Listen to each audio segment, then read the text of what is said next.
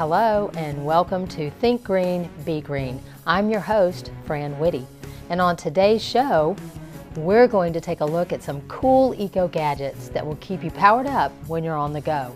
Plus, check out what DART's doing to make it easier for you to go from rail to rolling on two wheels. And we'll show you the big benefits to rainwater harvesting. Plus, ecotourism is hot. But did you know you can be part of the craze without even leaving the city? We'll have all the details. But first, on today's show, let's talk trees. There's new information that suggests they're even more important to the planet than we thought. The city of Irving has been recognized with Tree City USA status since 2009, and it seems that preserving and adding trees may be improving more than just quality of life.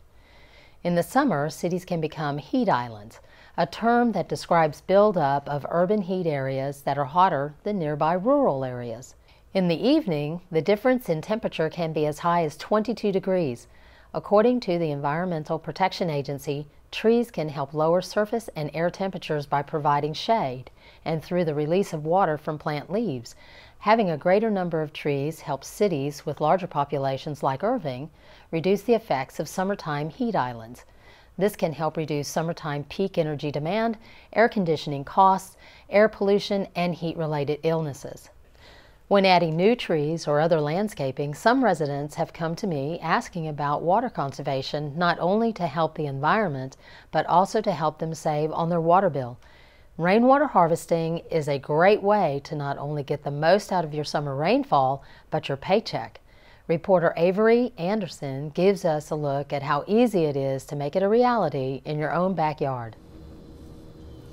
It's another dry summer in Texas, and the city of Irving is currently urging water conservation, which means water is prohibited during the hours of 10 a.m. to 6 p.m. until October 31st. Those rules don't apply to me because I catch my own water. I've got 500 gallons right here and then 100 gallons on the other side, and I can simply hand water my lawn and my garden and my tomato plants without having to use the city water. It's because of rain harvesting. It's how citizens like Jim Wood are able to conserve water and can use it at their expense whenever they want. The water's free, and so everyone has, for the most part, has a home that they live in that has a roof on it, like this one. And as long as you have gutters and a way to simply funnel the water down to a catchment tank, we refer to it, this is a stainless steel tank, then you can catch the water. According to Texas State Weather Plan, Texas's existing water sources will meet only 75% of the projected water demand by 2050. What our business does and has been doing for the last couple of years is selling and providing equipment like tanks, pumps, filters, etc. to people that want systems themselves or they want to hire an installer to put one in for them. Rain harvesting barrels like this one are perfect for low demand outdoor use, like watering your lawn, trees, and garden. It's definitely an environmentally conscious kind of an activity that I just like the idea personally of being able to capture rainwater. According to Jim, if you have a 1,000 square foot home and you get 1 inch of rain, that's 600 gallons of water you can catch. If you have a high amount of runoff from the rainwater you're not capturing, it can cause problems in other areas because that water, a lot of that storm water has to be displaced. The rain harvesting water itself has a high nitrogen content, so it's actually much better for the plants than the treated water that goes through the city system. And I have a ball valve on here where I can simply turn the water on so that it flows around and is then pressurized by this, what we call an above ground on-demand pump. It pressurizes the water. You'll get about 50 psi, which is about the same as what, 40 to 50 psi, same as what you would get at a, out of the faucet. And you can see that it sprays plenty hard. There are many different sizes of rain harvesting tanks and barrels you can choose from, all ranging from 50 to 28,000 gallons. If someone's wanting to get started in rain harvesting, how would they do that and what size would you recommend? Well, it depends. If you're just wanting to water a few tomato plants and you think you've really only got the budget for something that's about 100 gallons, this is a great, again, starter tank. Rain harvesting is an environmentally friendly way to save water that Irving residents should look into. I'm Avery Anderson. Think green, be green. For more information from the experts we spoke with, visit rainharvestingsupplies.com. According to the U.S. Travel Data Center, more than 43 million travelers are concerned about the environment. This has brought about a rising interest in ecotourism, environmentally responsible travel to natural areas to enjoy and appreciate nature. Did you know that Irving offers ecotourism opportunities? Joining me now to tell you about some of them is Dr. Marcy Brown Marsden. Welcome, Dr. Marsden. Thank you. All right. So tell us today what you have been doing with ecotourism. Maybe not necessarily what ecotourism is, but what it is in Irving. Sure. I guess we can say that a lot of people think ecotourism is elsewhere, traveling to other countries, but really what we're talking about is finding Irving's green spaces and natural areas and enjoying them in a slightly different way. So many people might go biking or walking or doing recreation, but this is talking about really enjoying what species are found in those natural areas and maybe trying to learn a little bit as well. So what is I know there are many elements to ecotourism now, so let's start to the beginning of ecotourism in Irving. What was one of the very first things y'all did? Sure. The first event that we held was called BioBlitz, and it was really focused on children and helping to teach them not only about the natural environment, but also to help them learn a little bit more about science. And so what we tried to do was to bring in some of the children in the city in teams to do the BioBlitz, which sought to identify and count as many species as they could out at Campion Trail. That event, the first time we held it was in 2008. It was incredibly popular. We had exceeded our goals for the number of species found, and I think opened some eyes when it came to how many species really are out there. And then since then we've continued to run BioBlitz, but then adding a few more activities. Okay, so tell me a little bit about how those activities are managed, because there's so many divisions of data strata that you're trying to accumulate. So what did the kids do? Sure. Well, I can talk a little bit about several different levels. The first level might be one of our night hikes, where people just come out to enjoy the natural area at a different time of day than they normally experience it. So to try to get an insight into the species that use that area in the evening. So learning a little bit about the adaptations of nocturnal animals, about some of the things that you can observe, the limitations of our observation ability at night. It's more of just sort of a see and do kind of event where people just come out and experience that at the time. Some of the data intensive events where we might have asked people to help contribute some more information might be one of our backyard bird counts. That's part of a national event that happens every President's Day weekend, where we participate in a count to try to identify the number of species and individuals of birds specifically, to try to focus on that. And birds are a really good entry into nature for a lot of people. People are familiar with them. They have a lot of interesting kinds and interesting species that you could observe.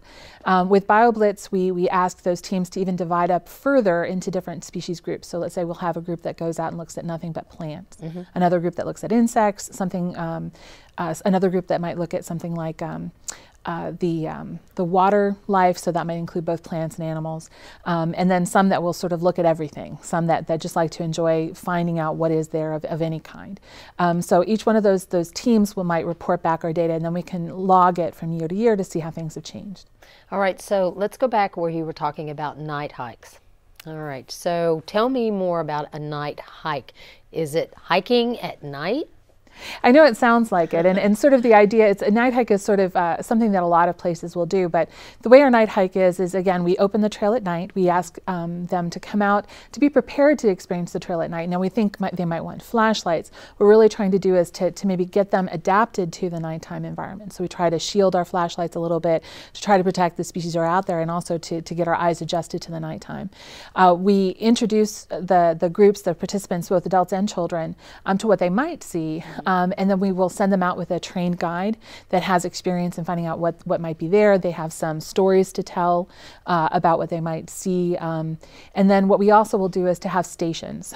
So we've had a station where people experience the opportunity to look at insects. We'll draw the insects in using a light. Another table might have them looking at owls and to see all the different characteristics of the owl species that we find here in Irving.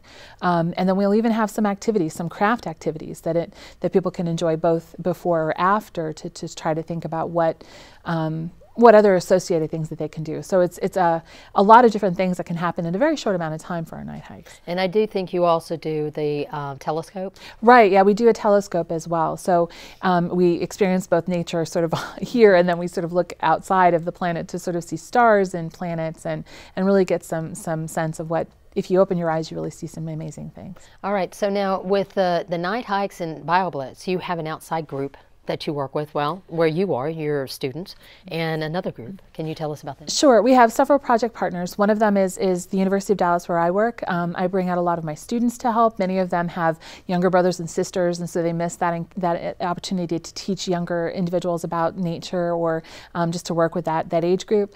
And then we also have representatives from the North Texas chapter of Master Naturalists. That group is a group of nature smart people. They've gone through training to be able to learn a little bit about Texas nature, and they can communicate it and interpret it for other people. So they've been incredible volunteers for us. They've always staffed our events, and they all have their own particular things that they're good at teaching people that come out for those events, the night hikes and the BioBlitz.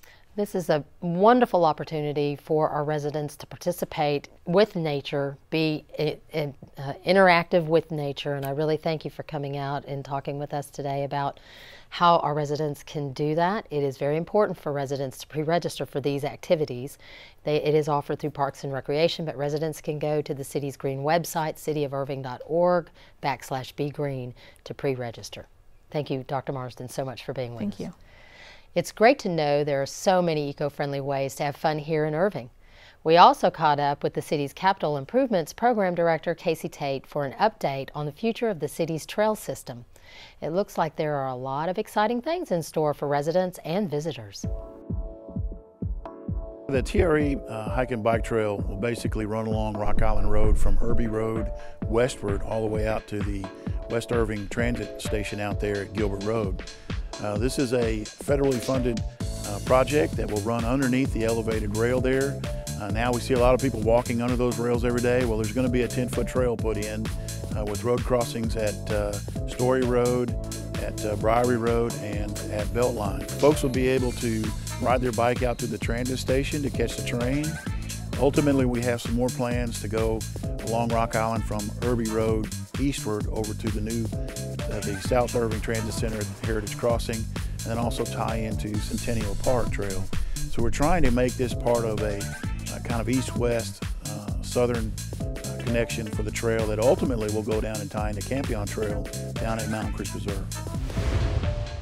That is a 64-mile trail that goes from downtown Dallas to downtown Fort Worth. The 5 cities involved, Dallas, Fort Worth, Irving, Grand Prairie, and Arlington, have all come together, and the mayors all got together and talked about the merits of having a east-west connector trail right through the middle of the Metroplex. And so that project kind of came through the North Central Texas Council of Governments. They kind of shepherded it through, worked with all the cities on the routing.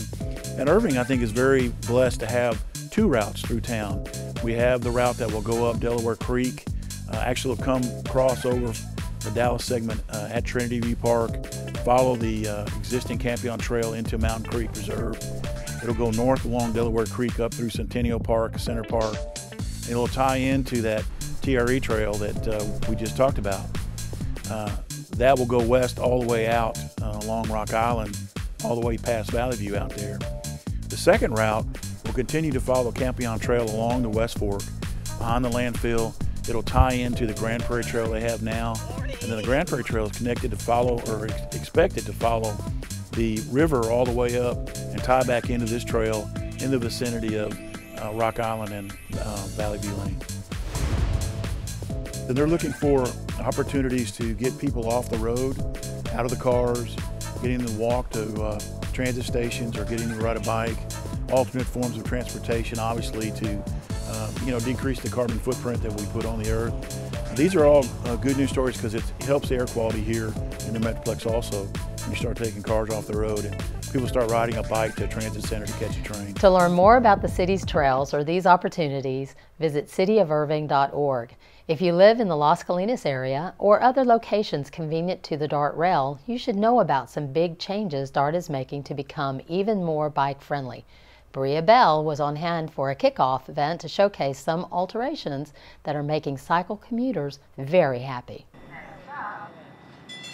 DART held a celebration to introduce their reconfigured middle car, which allows passengers to easily store their strollers, luggage, wheelchairs, and you've guessed it, bicycles. So DART has put in bike hooks on their trains to enable cyclists to be able to hook their bikes when they come in, and then they can sit down and they can stand by their bike, but it keeps the bikes out of the way.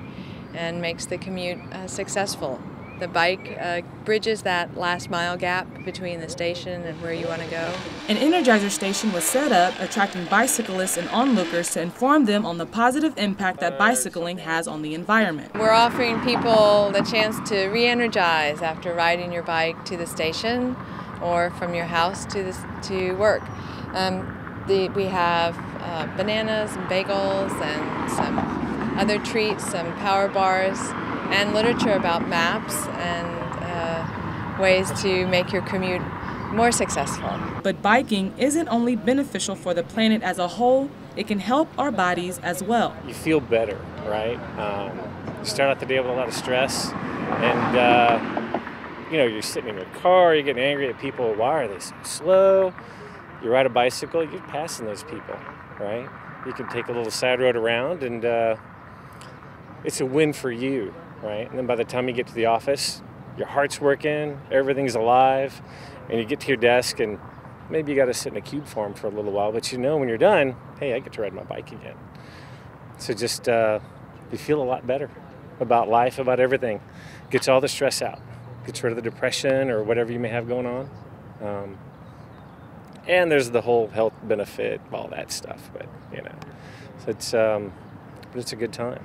That's really it. I just enjoy riding. As a cyclist himself, Samuel Carrillo is a living testimony to how impactful biking can be. It's fun, and it's good exercise. I've gained a lot of compliments of people telling me, you lost a lot of weight. I was like, riding to work. Samuel says that he is a fan of the dirt trains and has noticed the new and improved middle cars, and has been spreading the word. And everybody I tell, hey, I just get on the train, ride to work back and forth. It's so easy. It saves me a lot of money too. So everybody's, liking it and understanding and seeing it. And now that I've been doing it for a while, they're starting to get into it as well. Bike DFW believes that with the help of bikers citywide, this could possibly raise living standards for residents. The thing that's important for people to realize is this is the way of the future. With all the people moving here to the DFW region, we can't build our way out of this population increase. The only way we have to use our roads more effectively. And you can fit 6 bicycles in the space of 1 car. So bicycles will help us live comfortably together. For more information about DART, visit dart.org. If you're a cycle commuter, camper, or someone who enjoys the ecotourism activities we talked about earlier, you may run into a common problem: your phone losing power while you're out and about. Well, we can help. Reporter Jolene DeVito is at REI in Dallas to show us some environmentally friendly gadgets that will give you juice on the loose. Jolene, tell us what you found. I'm here with Radha Vyas at the REI store in Dallas. Radha, thank you very much for being here. We're here in, I guess you could call it an indoor campsite of sorts for REI's Let's Camp campaign. Tell us about that campaign before we get started on all the great products we have here. Sure. So the Let's Camp campaign is just kind of about getting people encouraged about getting outside and being comfortable and enjoying everything that the outdoors has to offer. And yeah, being comfortable is key when camping, as far as I'm concerned. And you've got some great products here to help us take all of our technology that we now live or die by with us camping, right? And can use as we're camping as well. So let's start over here with some of these great solar products that I had no idea existed, but you can actually take them camping with you and keep everything powered up? For sure. Okay, so where should we start? What do we have over here? So right here is a whole bunch of our Goal Zero products. That one is called the Switch 8, and what that basically is a lithium-ion battery pack. And those are actually charged by what's right behind that. That's the Goal Zero Nomad 3.5. This? Yes. Okay, and so this soaks up the sun. It does. And powers this. It does. Which powers any device? Any device, yeah. That you can, wow. So there's a couple of ends on there. There's both USB, so one is going to plug into the solar charger, and the other end you can plug in your USB charger to charge your phone, charge your iPod, iPad, that kind of thing. Okay, what's this right here along with it? And that's very similar, and what that is, it's rechargeable either AA batteries or the AAA batteries, which you can do exactly the same thing. Charge your devices, The advantage with the Guide 10 is that you can actually take the batteries out and put it into, you know, a headlamp, flashlight, that kind of thing. How long does this need to charge before it can charge your device? So that particular one is going to take approximately 13 hours to charge, enough to charge a cell phone. So just set it out in bright sunlight? Pretty much all day, yeah. When you're car camping, you can actually just leave it on your dash all day, go do your thing during the day, and when you come back, it's ready to charge your phone. Oh, wow, that's a great idea. Okay, cool. What should we look at next? You've got so many great things. So then the next thing is the Nomad 7 right there. Here?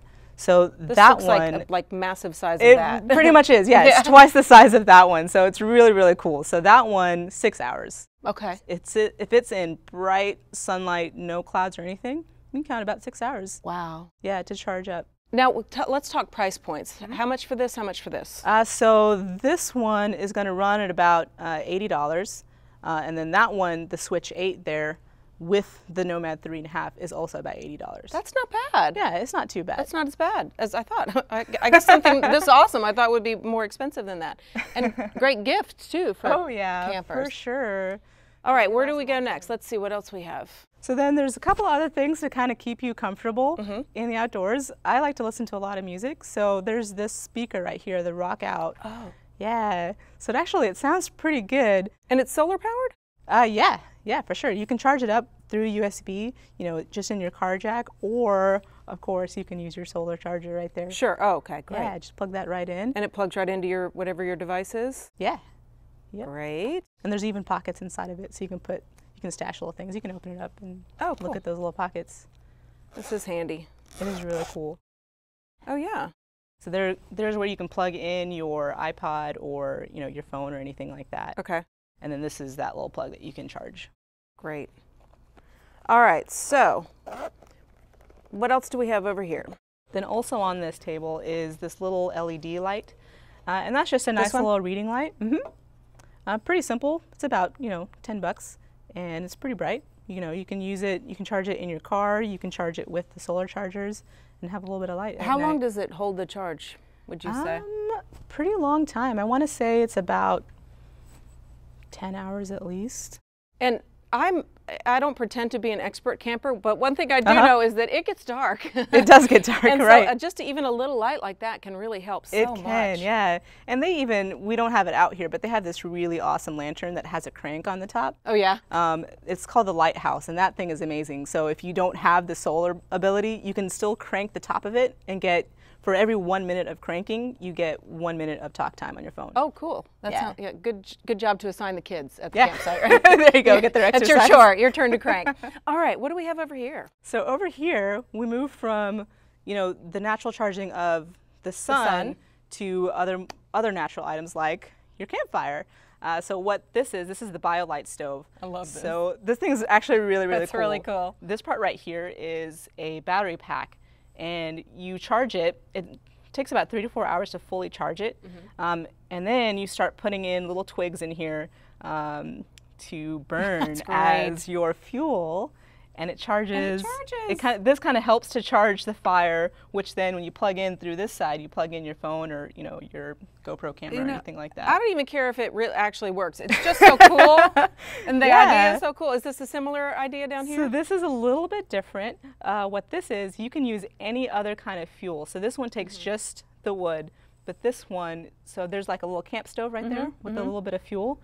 This part right here is actually going to conduct electricity to charge your device. No way. Yeah, so you can use a stove, you can use fire, anything. Rada, thank you very much. We've come such a long way camping. It's amazing. It is. Yeah. I'm going to be the coolest person at the campsite this year. There you go. Rada Vyas at the REI store in Dallas. Rada, thank you very much. Thanks for having me. I'm Jolene DeVito at the REI store in Dallas for Think Green, Be Green. You can find those products and more like them at REI stores or online at rei.com. Now let's take a look at some of the exciting environmental classes and events we have coming up.